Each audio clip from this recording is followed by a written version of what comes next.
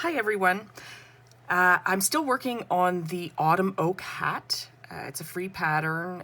I'll put a link down below to where you can find it on knitmuch.com if you want to join us in making a hat. I was noticing I just finished doing all the tutorial videos for the other techniques, knitting techniques that are unique to this hat. And I noticed there was one that wasn't listed in the stitch patterns, but I thought might need a bit of clarification for those people who are knitting the hat. It's called, and this is very complicated, S2KP2, and it's a decrease. Let me show you how it's done, and maybe this will help you out if you can't figure it out on your own.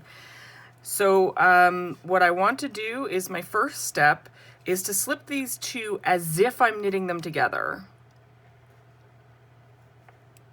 to the right hand needle.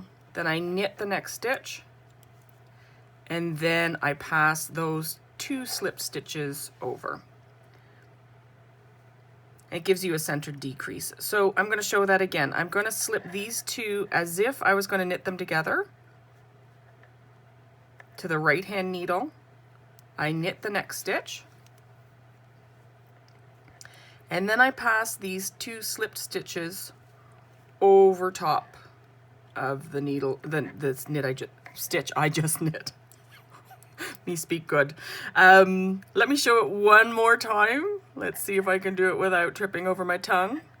Slip these two as if to knit them together, knit one, and then you pass those two slipped stitches over top of the knit stitch